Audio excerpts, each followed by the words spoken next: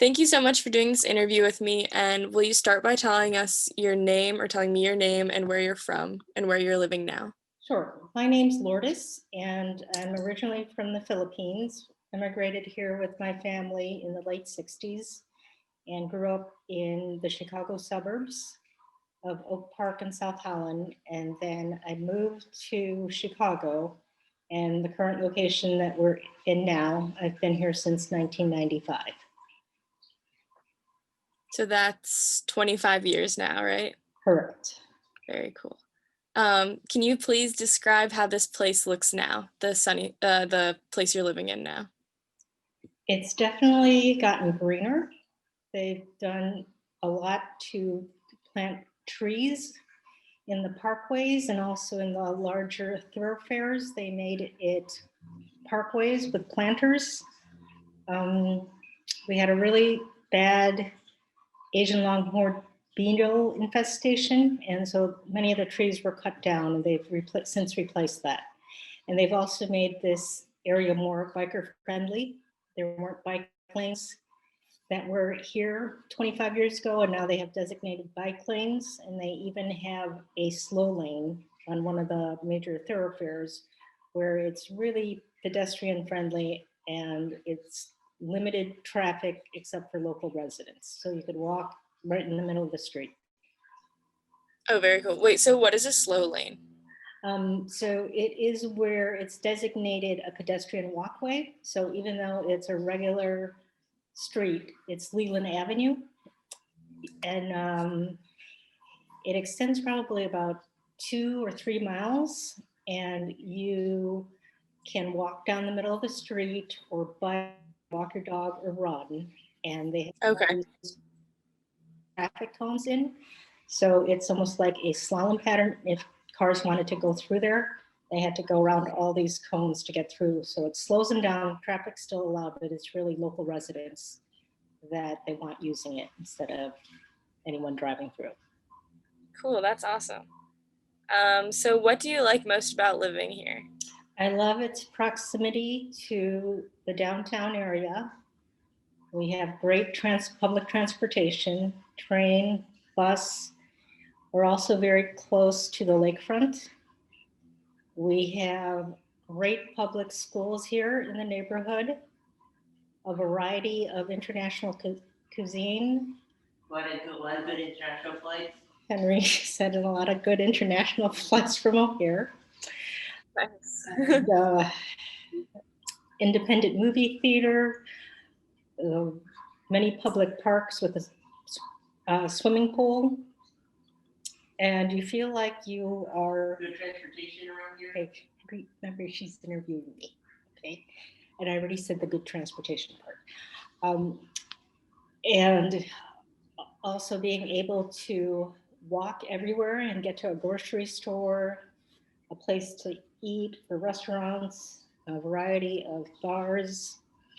And you feel like you're not really in a city. It's almost a suburban feeling. Mm-hmm. Yeah, I miss that neighborhood a lot. Can you describe to me how the place looked 20 years ago, please?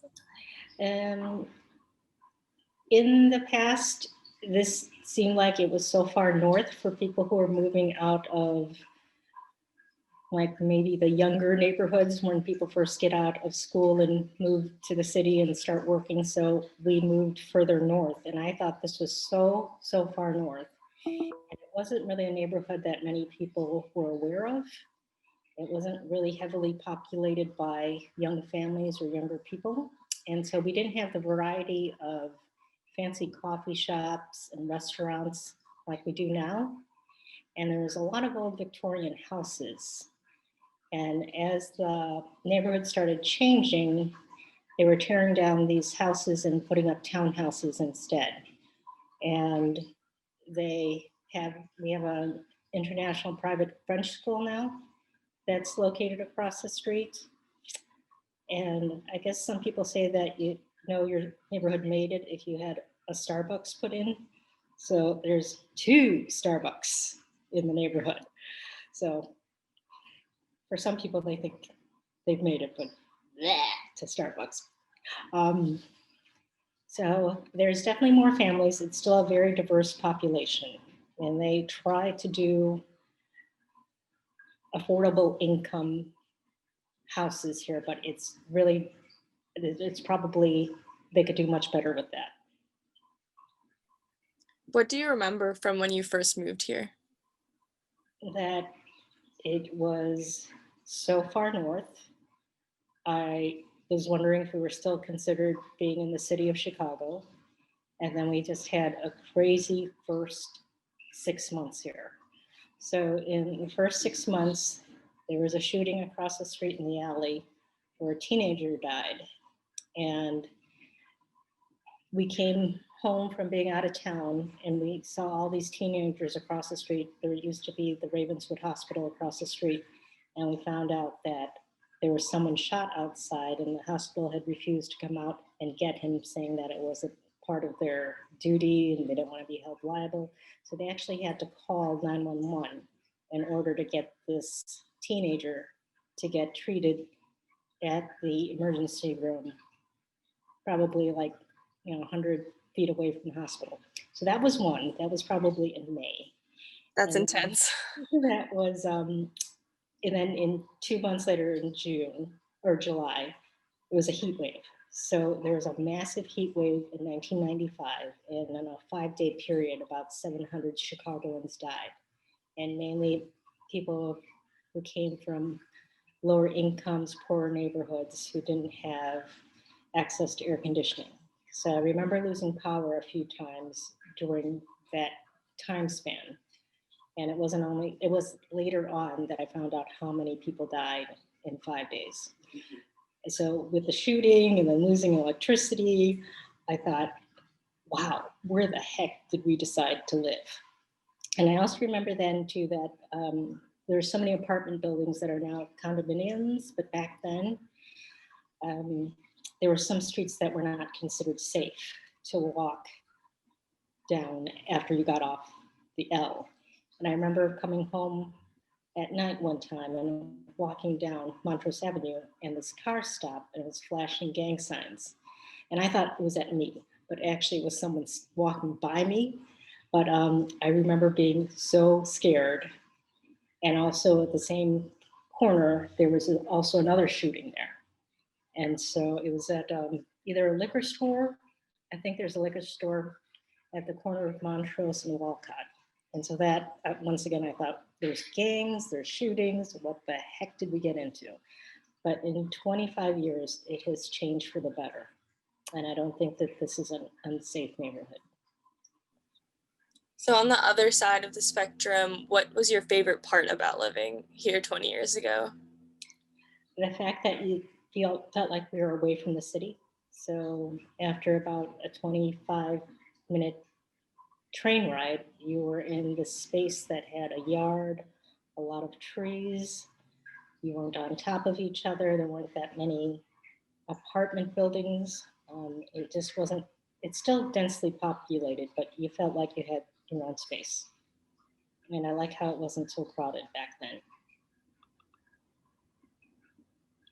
So is there anything you miss about living here 20 years ago? I miss the old Victorian houses, and you. That's so sweet. So on Winchester, there's about 5 old Victorian houses that got torn down, and they built 2 townhouses in one space. So they really made use of their space. But it was just nice to be able to see that kind of old design and detail. And now it just looks like cookie cutter townhouses. I would still say that I love the diversity. I love that we have more retail shops and a variety of food and kind of specialty shops that have opened up, like jewelry and just more independent business owners. And it has a really nice mixture of business and also restaurants. And at the same time, what's really anchoring it is the change in the public schools. They've really improved in the last 20 years. So the next question I had for you, I feel like you've been touching on a lot, which was how has the landscape changed over the past 20 years? So thank you for already answering that. Um, so have there been any big storms in the last 20 years? Yes, in August, we had a huge storm, and this is one of the few times that tornadoes touched down on the north side. And so there was a lot of damage. Many trees, limbs fell, and branches snapped. And I think they said, like in Lincolnwood, which is a suburb a little north of us, they had one or two tornadoes touch down there. So we had a bunch of strong winds.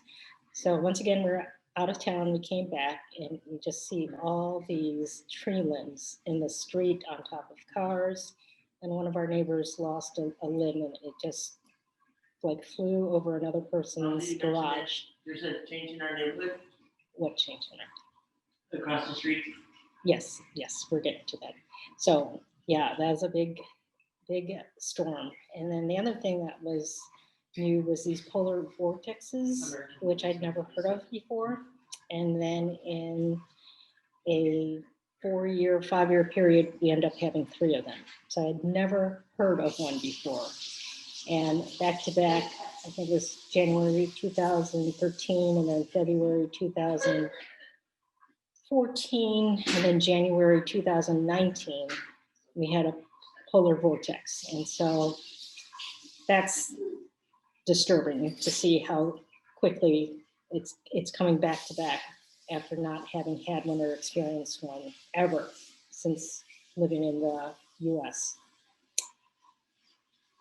Yeah, that is scary. I was home for the tornado, and the oldest tree in our neighborhood fell down actually, and it was huge. And like the whole thing uprooted, or The whole thing uprooted and then smashed my neighbor's car. Oh gosh.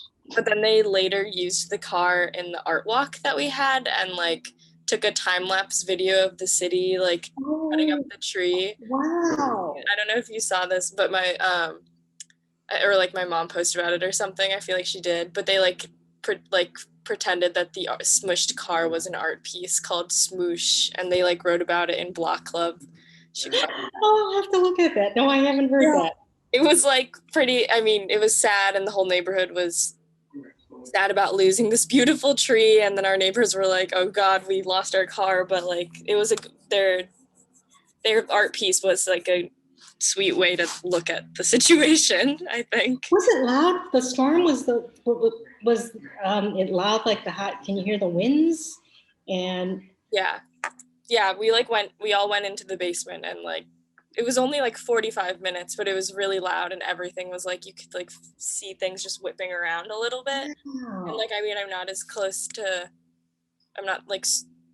to Lincolnwood, right, wherever it was, but yeah, I mean, we still had like things. It was weird how one street would be totally hit, and then just across from it, they weren't touched. The houses there weren't touched. It's just crazy the path that it took. Yeah, so weird, so scary. And they were like, oh yes, and a tornado touched down in Chicago. And I was like, oh my god, we were in a tornado. So moving on to like natural landscape questions, what animals have you seen in your neighborhood? A variety of birds, and all the pet owners with the dogs and cats, and squirrels. We've seen opossums, and I've seen mice, but not rats. And a long time ago, there was a monkey that got loose in our neighborhood. Do you remember this? No. On Winchester, in one of the apartments, there was a man who, I guess they didn't have any kind of regulations for exotic pets. So he kept a monkey in his apartment, and the monkey was able to open up the screen window and crawl through. Wow. So they were on the news. They had news helicopters. Yep. So there's a helicopter flying in the neighborhood, and we saw the monkey run past her house. And I was talking on the phone, and I thought, I think I just saw a monkey run past the house. And then sure enough, there's people from animal control trying to catch it. Wow. You should Google it. I will look it up after our interview. Wow, I don't remember that. That's so funny. Strange. Okay. What kind of trees and plants were or are here? So the city tried to do a better job of making sure they varied the types of trees that are planted here, because with the Asian longhorn beetle, they lost so many of the same types of trees. So they they replaced our birch trees with oak, and then there's locust and catalpa, and also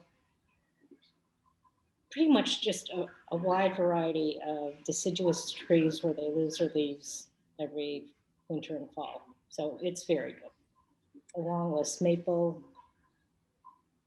And then a lot of people have beautiful gardens. So are making the most use of their small spaces. Oh, and also the metro tracks on both sides, they turn them into community gardens. Wow. And then also have created savannas and trying to use native plants. And so the sides of the metro tracks are really beautiful now. Wow, that's awesome. Sounds so gorgeous. I love how Chicago uses its space, its old metro spaces and tracks as gardens now. It's so beautiful. So how has the weather or rainfall changed in the area? It goes, we have crazy weather. There's sometimes when it is just raining during the Christmas season, and then winter doesn't really begin until February. And then other times, it doesn't rain for 9-11 days in a row during the summer. And it just is not anything that I would call consistent. Mhm. So there's times when it's super blazing hot in the summer, and then other times it's not as bad. So I wouldn't say it's consistent rainfall. Sometimes we get like all of our rain in just one day. Like it's rained this 1 inch, 2 inches, 3 inches in one day than it did all season long. Mm. That's Misha. What are some of the things and like activities that you would do here 20 years ago?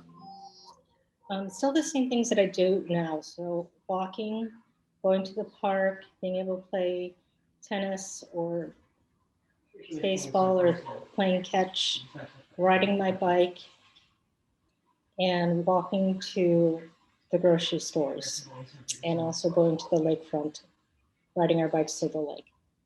Yeah, that's nice. Do you ride down Montrose?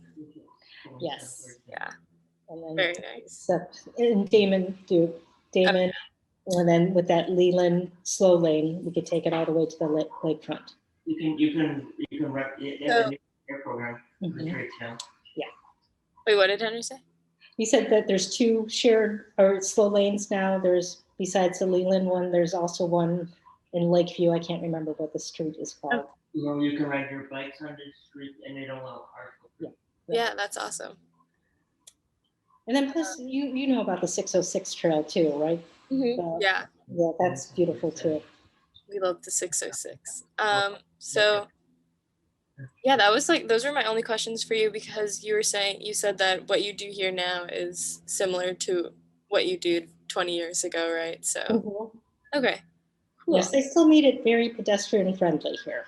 And one of the newer things they've done is actually put painted walkways on the major thoroughfares. And so the pedestrians have right of way, and they have cones that say stop if you see pedestrians. And some people do, but a lot of times they don't. And like a lot of those signs have been run over. Oh, dang. That's unfortunate. Well, thank you. Those are all the questions that I had for you. Thank you so much for doing this.